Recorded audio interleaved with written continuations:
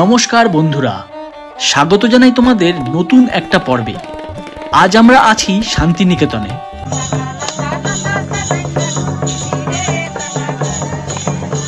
রবীন্দ্রনাথ ঠাকুরের সমৃদ্ধ ঐতিহ্যের মাঝে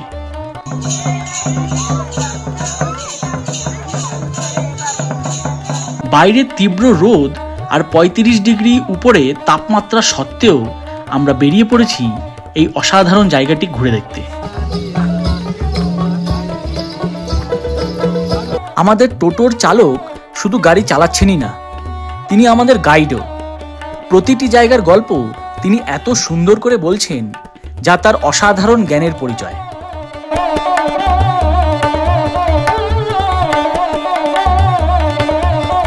জিতের যে প্রথম বইটা যে শুটিং হয়েছিল সাথী বইটার শুটিংটা এখানে হয়েছিল।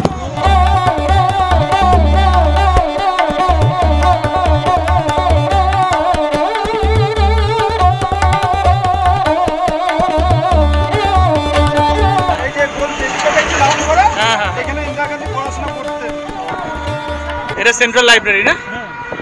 এটা রবি ঠাকুরের দাদা যে দত্তিপ্রনাথ ঠাকুর, ওনার মৃত্যুর স্মৃতি। এটা বরগাছটি সহজপাঠ বই যে প্রথম পেজে যে বরগাছটি দেখেছেন, এটা সেই বরগাছটি। বরগাছটির নাম রাখা হয়েছে।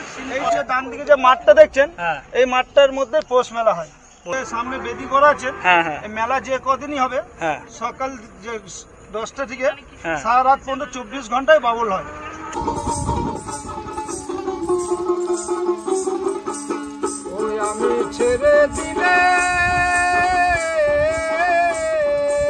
তাহলে ড্রাইভার দাদার থেকেই তোমরা শুনে নাও যে আমরা কি কি স্পট পরপর ঘুরবো। প্রথম চললাম সৃজনী শিল্পগ্রাম, ওইখান দিয়ে দেখে বেরোবেন। ক্যাম্পাসে ঢুকবো, এখানে প্রথম হবে অমর্ত্য সেনের বাড়ি, তারপরে পড়ে যাবে আমাদের নন্দলাল বসুর বাড়ি, তারপরে পড়ে যাবেন আমাদের সঙ্গীত ভবন, কলা ভবন, তারপরে মিউজিয়ামটা যাব। মিউজিয়াম থেকে বেরোবেন, ছাতিমতলা যাবেন, তারপরে যাবেন শান্তিনিকেতন বাড়ি, তারপরে হচ্ছে অভ্যসন মন্দির, তারপরে হচ্ছে তালবঘাট, যেটা রবি ঠাকুর কবিতা লিখেছিলেন, তাল গাছ এক পায়ে দাঁড়িয়ে সব গাছ ছাড়িয়ে, সেই জায়গাটা দেখানোর পর তারপরে হচ্ছে চলে যাবো আমাদের 3 পাহাড়ি বরগাছ। 3 পাহাড়ি বরগাছটা দেখানোর পর ব্যাক করে চলে যাবো সোনাঝুরির দিকে। যেটা হচ্ছে শালবন আছে, যেখানে শুটিং হয়েছিল বাহামণি, ইষ্টকুটুম, পোস্ত, 2 পৃথিবী। সেই আদিবাসীদের পাড়া, বাহামণির মায়ের বাড়িটা পাবেন আদিবাসী পাড়ার ভেতরে। ওইখানে সোজা সামনে কিছুটা যাব, চলে যাবো সোনাঝুরি হাট। ওইখানে হাট থেকে কভার করতে করে যাওয়া হোক, আজকে বেলা করে বেড়ানো হয়েছে, 3টে বেজে গেছে বলেন, সকাল দিয়ে হলেও শান্তিনিকেতন কভার হয়ে যায়। ওইখান দিয়ে হয়তো বেরোতে বেরোতে 6টা, 6:30 বেজে যাবেন। ওইখান দিয়ে সোজাই ব্যাক করে সোজা কঙ্কালতলা চলে যাবো, যেটা হচ্ছে মায়ের মন্দির 51 ফিটের একটা ঠিক, যেটার নাম হচ্ছে কঙ্কালীতলা। ওইখানে সন্ধ্যে 7টা থেকে আরতি হয়। আরতি 7টা থেকে 7:30 পর্যন্ত আরতি হবে। আরতি দেখার পর ব্যাক করে হোটেলে আসবে।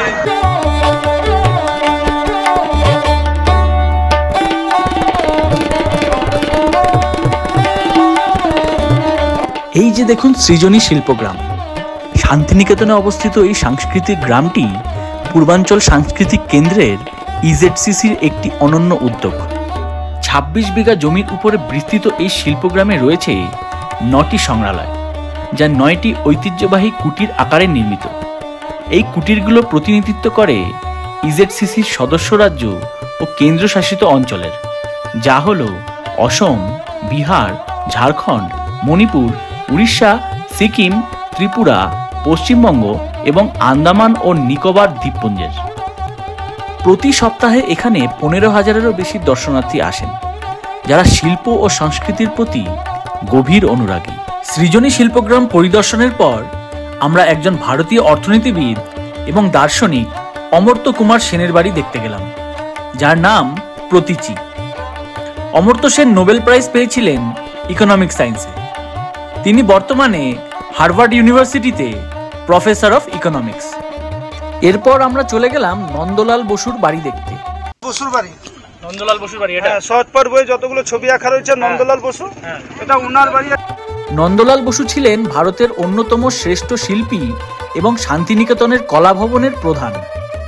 রবি ঠাকুর যখন সহজপাঠ রচনা করেন, তখন তিনি চেয়েছিলেন এ বই শুধু পড়ার জন্য নয়, বাচ্চাদের কাছে দৃশ্যত আকর্ষণীয় হোক, আর এই দায়িত্বই দেওয়া হয় নন্দলাল বসুকে।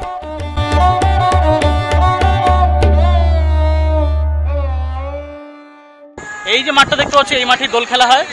যে বিল্ডিং বাড়িটা দেখছেন, হ্যাঁ, এই বাড়িটার নাম হচ্ছে নিচু বাংলো।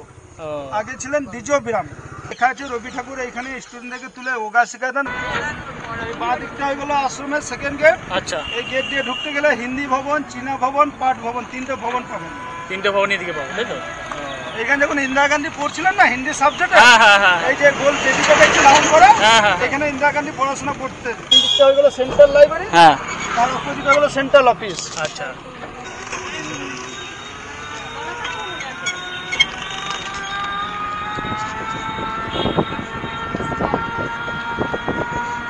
এটা সেন্ট্রাল লাইব্রেরি না? Central library, Visva Bharati. Central office, Visva Bharati central library.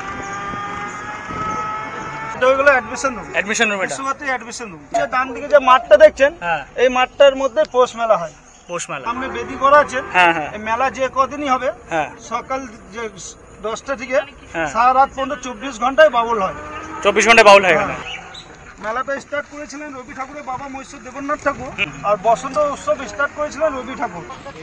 এই যে এটা হচ্ছে সেই বটগাছ, যে বটগাছের নিচে। বরগাছটি দেখছেন, হ্যাঁ। এই বরগাছটি সহজ পাঠ বই যে প্রথম পেজে যে বরগাছটি দেখেছেন, এটা সেই বরগাছটি। আচ্ছা আচ্ছা আচ্ছা এই আচ্ছা। বরগাছটির নাম ও।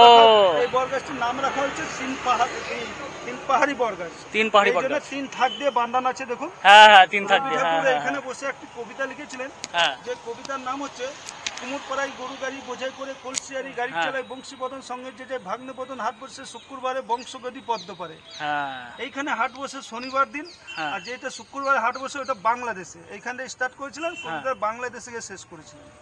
ও, সন্ধ্যাবেলা ব্যাক করে যখন আসবেন, হুম, হুম। তখন এই গাছটা দেখতে পাবেন, নিচে দেখুন লাইট লেগে রয়েছে। হ্যাঁ, হ্যাঁ, হ্যাঁ। ওই লাইটগুলো জ্বলবে, সাদা ধবধবে গাছটা বাহ লাগবে। বাহ। আগে লাইটটা ছিলেন লাল রঙে, এখন লাইটটা চেঞ্জ করে সাদা করা হয়েছে। আমাদের পরবর্তী গন্তব্য ছাতিমতলা। এই ছাতিম গাছের নিচেই মহর্ষি দেবেন্দ্রনাথ ঠাকুর 1863 সালে শান্তিনিকেতনের ভিত্তি স্থাপন করেছিলেন। তিনি এখানে বসেই ধ্যান করতেন আর প্রকৃতির সঙ্গে একান্ত হয়ে ব্রহ্মাপাসনা করতেন। এই জায়গাটা তার কাছে ছিল আধ্যাত্মিক শান্তির প্রতীক।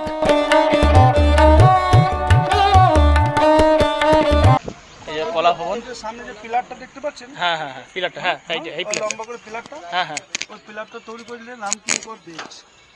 এই পিলারটা তো। হ্যাঁ, ওটার নাম রাখা হয়েছে 700। আচ্ছা, এই পিলারটা না? ও, হ্যাঁ 700 এই জন্য নাম দেওয়া হয়েছিল। 700। যেটা রবীন্দ্রসঙ্গীতের মধ্যে গানটা করে হ্যাঁ, সা হ্যাঁ, রে গা মা পা ধা নি সা, নিসা। মাধ্যমে যে ঠোঁটটা যত লিপসটা খুলে সেই মাধ্যমে তখন লিপস্টিক করা হয়। ও হ্যাঁ, যে নন্দন আর্ট গ্যালারি, কলা ভবনের অফিস। আচ্ছা, নন্দন আর্ট গ্যালারি এটা। এই এই যে পিলারটা দেখছেন, হ্যাঁ এই পিলারটা যে হারমোনিয়ামের যে বিটটা বাজানো হয় না, হ্যাঁ হ্যাঁ হ্যাঁ, সেই বিটটা। ও, হারমোনিয়ামের বিটের এটা না? আর ডান দিকটা হয়ে গেল নাট্যঘর। এখানে স্টুডেন্টদেরকে নাটক শেখানো হয়, ভারতনাট্যম ডান্স শেখানো হয়। ভারতনাট্যম ডান্স এসব। যে এসি লেগে আছে দোতলা বিল্ডিংটা দেখছেন, হ্যাঁ, ওটা রবি ঠাকুরের পার্সোনাল ডাকঘর ছিলেন। আগে মাটির ছিলেন, ভেঙে পাকা করে দিতেন। বাড়িটার নাম রয়েছে প্রান্তিক। প্রান্তিক, হ্যাঁ প্রান্তিক। প্রান্তিক তো স্টেশনও আছে। হ্যাঁ, এই যে বাঁ দিকে যে বিল্ডিংটা দেখছেন, হ্যাঁ কলা ভবনে যারা আর্ট নিয়ে পড়াশোনা করেন, হ্যাঁ, তাদের ডিপার্টমেন্ট। এটা কি? এটা বলছি, এটা রামকিঙ্কর বেজে হাতে তৈরি। হ্যাঁ, এটার নাম দেওয়া আছে সাঁওতাল পরিবার। সাঁওতাল পরিবার। এই স্ট্যাচুটা যদি ভেতর দিকে ঢুকলে না, এটা হ্যাঁ। দেখতে পাচ্ছেন। এটা হচ্ছে সহজ পাঠ বইয়ে দেখবেন ছবি দেওয়া রয়েছে। এটা আদিবাসীরা 1 গ্রাম থেকে 1 গ্রাম যখন ব্যবসা করতে পেরেছিলেন, হুম, সামনে বাঁকে দেখুন শিশু বাচ্চাকে নিয়ে চললেন, ঘরে তো ছেড়ে যেতে পারবে না, সঙ্গে কুকুর চললেন, পেছন বাঁকে জিনিসপত্র। আচ্ছা, ওনার ওই পাশে ওনার ওয়াইফ রয়েছে, বগলে বাচ্চা রয়েছে, মাথায় জিনিসপত্র নিয়ে 1 গ্রাম থেকে 1 গ্রাম ব্যবসা করতে যখন বেরিয়েছিলেন, হ্যাঁ হ্যাঁ হ্যাঁ, তখন রামকিঙ্কর বেজ কলা ভবনে এক প্রফেসর ছিলেন। উনি কাগজে একটা ছবি এঁকে নিয়ে আসার পর হ্যাঁ, এটা যখন তৈরি করেন, হ্যাঁ। দেশ স্বাধীনের আগে 1937 সালে, আচ্ছা, আর দেশ স্বাধীন হয়েছিলেন 1947 সালে। 47 সালে, হ্যাঁ।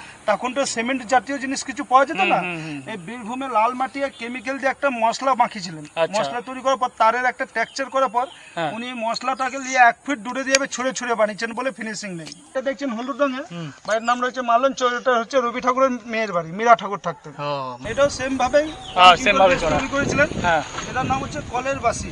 কলের বাসি। হ্যাঁ, আচ্ছা, এটা যখন তৈরি করেন 1956 সালে। হ্যাঁ, এটা হচ্ছে কলের বাসি, এই জন্য নাম দিয়ে হচ্ছে এক কলকারখানা করে খুঁজে 2 বোন কাজে বেরিয়েছিলেন। আচ্ছা।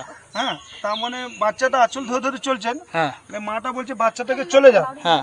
বাচ্চাটা পেছন ধরে ধরে চলেন, মাসি বলছে চলুক সঙ্গে। ওই জন্য বলা যায় না, মা বলছে বাচ্চাটাকে চলে যাও, মাসি বলছে চলুক। বলে না মায়ের থেকে মাসির দরদ বেশি।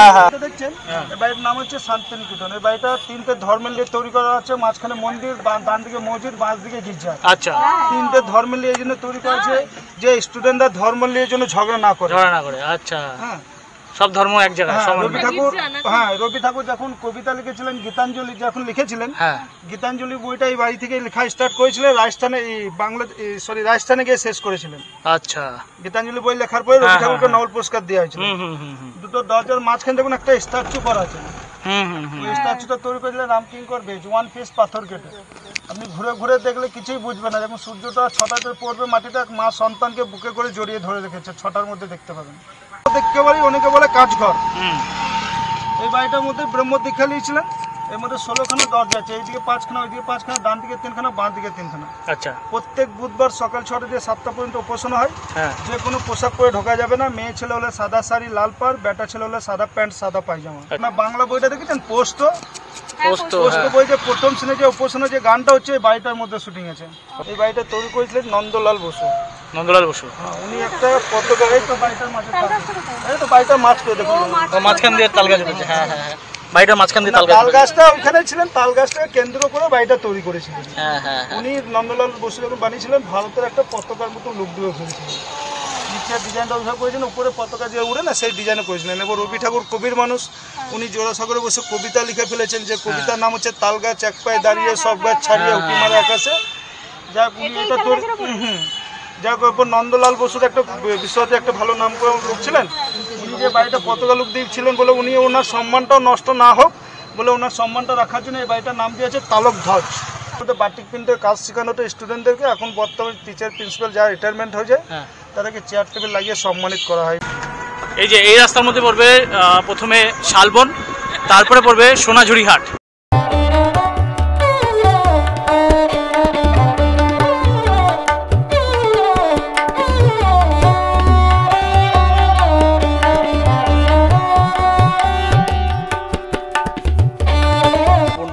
অসাধারণ লাগছে দেখতে। এখানে ফটো তোলার কিন্তু মারাত্মক জায়গা, চারিদিকে পুরো গাছ, সুন্দর। মহর্ষি দেবেন্দ্রনাথ টেগোর আর রবীন্দ্রনাথের বাবা, উনি এই ল্যান্ডটা লিজ দিয়েছিল আর গেস্ট হাউস একটা বিল্ড করেছিল, আর তার নামই হয়েছিল শান্তিনিকেতন।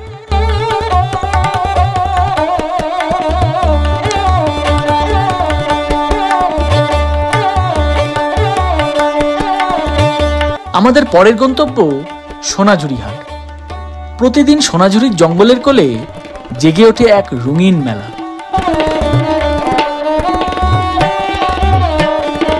এখানে শিল্প, সংস্কৃতি আর মানুষের হৃদয় একসঙ্গে মিশে যায়।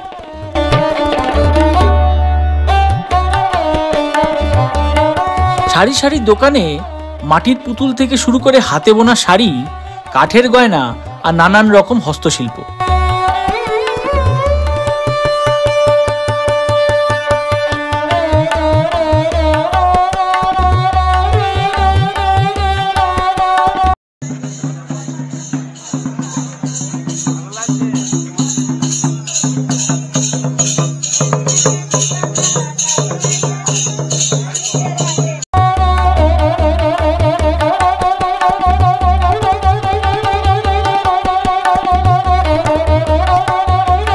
টাকা সব মাখা নিল কাঁচা মিঠে আম।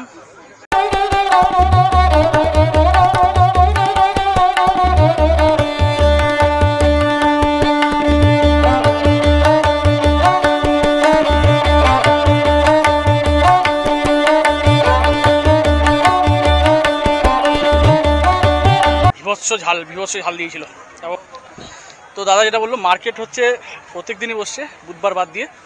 বুধবারে বন্ধ। হ্যাঁ, বুধবার বন্ধ। কটা থেকে বসে? সকাল 10টার পরে। 10টার পরে কটা অবধি চলে? 6:30। 6:30, মানে যতক্ষণ দিন আছে আর কি। এখানে যতক্ষণ দিন আছে ততক্ষণ মার্কেট চলবে, কারণ এখানে কোনো লাইটের ব্যবস্থা নেই।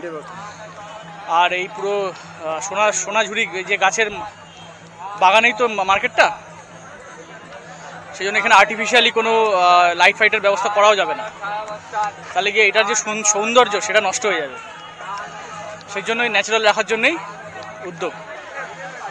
তাহলে 10টা থেকে শুরু করে যতক্ষণ অবধি লাইট থাকবে, আলো থাকবে, ততক্ষণ অবধি মার্কেট চলবে।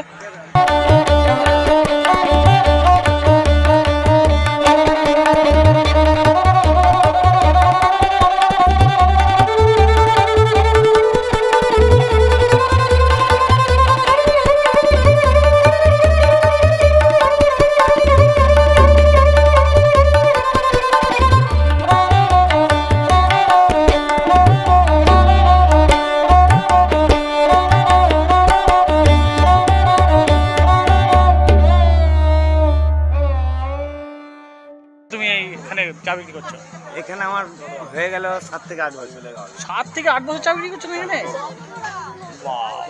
গরম সিজন টাইমে, এখন তো অফ সিজন চলছে, সিজন টাইমেও আমি চা বিক্রি করি আর অফ সিজনেও চা বিক্রি, চাই বিক্রি করি। বাহ, আমি লেবু চা বিক্রি করি। লেবু চা বিক্রি করি, বাহ।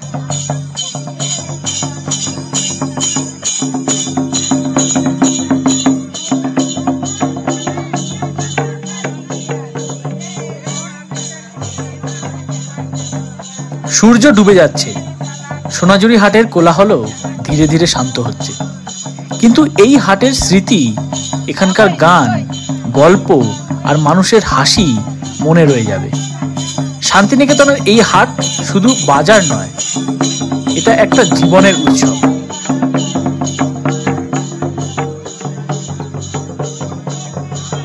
আমাদের পরবর্তী এবং শেষ গন্তব্য কঙ্কালীতলা মন্দির। মন্দির প্রবেশ করার আগে দেখে নিন মহা আরতি, যেমনটা হয় বারাণসীতে।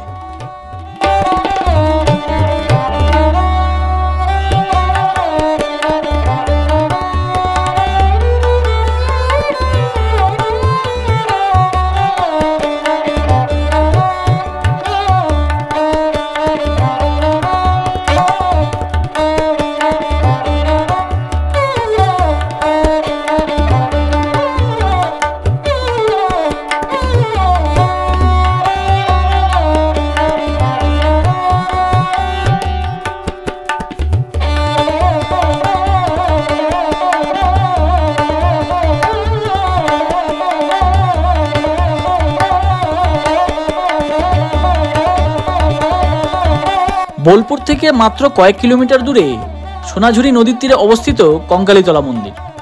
কঙ্কালীতলা মন্দিরের ইতিহাস বেশ প্রাচীন। স্থানীয় কিংবদন্তিদের অনুসারে এই মন্দির প্রায় 200 বছরেরও বেশি পুরনো।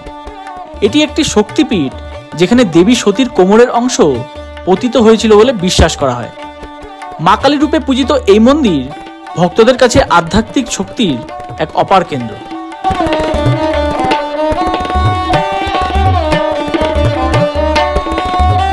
তাহলে এই ছিল আজ আমাদের শান্তিনিকেতন ঘোরা কয়েক ঘন্টার মধ্যে। আমাদের টোটো চালককে আন্তরিক ধন্যবাদ আমাদের এত সুন্দরভাবে ঘোরানোর জন্য আর এত সুন্দরভাবে সবকিছু ডেসক্রাইব করার জন্য। আমাদের কত ভাড়া পড়লো সবকিছু রইল ডেসক্রিপশনে। আর যদি তোমরা কখনো শান্তিনিকেতন আসো তাহলে ওনার সাথে যোগাযোগ করতে পারো, ওনার মোবাইল নাম্বার রইল ডেসক্রিপশনে। যদি তোমরা আমার ভিডিওটা রেফার করো তাহলে উনি কিন্তু ভালোই ডিসকাউন্টও দেবে তোমাদের। এই বলে শেষ করলাম আজকের এই ভিডিওটা। সাবস্ক্রাইব তো তোমরা করবে না, তাই একটা লাইকই দিয়ে যেও আর কমেন্টে জানিও যে কেমন লাগলো। ভালো থেকো সবাই।